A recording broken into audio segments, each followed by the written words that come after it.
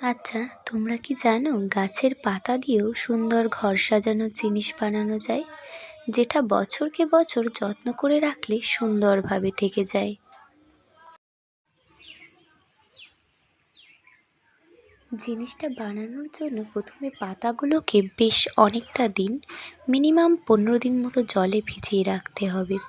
পাতাটা ঠিক এমনভাবে পচে গেলে এর থেকে শিরাগুলো বেরিয়ে আসবে এবং বাদবাকি অংশটুকু পচে নষ্ট হয়ে এভাবে ছাড়িয়ে যাবে পাতা থেকে। আমি এটা 15 দিন পরে পরিষ্কার করছিলাম, তবুও ঠিকভাবে উঠছিল না। তাই আমি আরও 10 দিনের জন্য এটাকে জলের মধ্যে দিয়ে রেখেছিলাম।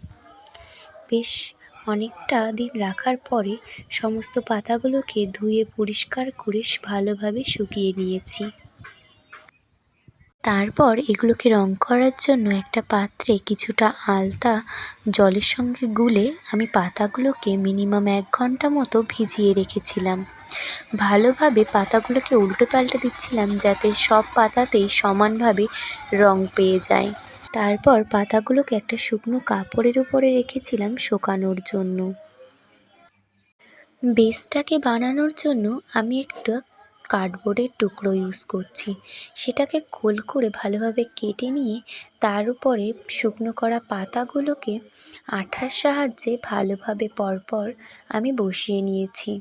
তোমরা কে কে এমন সুন্দর সুন্দর ক্রাফটিং আইডিয়া জানো অবশ্যই কমেন্ট করে জানিও।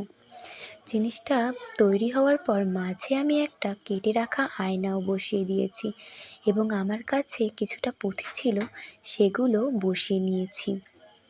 এবার থেকে তোমরা যে যে আমার শর্ট ভিডিওতে কমেন্ট করবে তাদের নাম আমি ভিডিওতে নেব।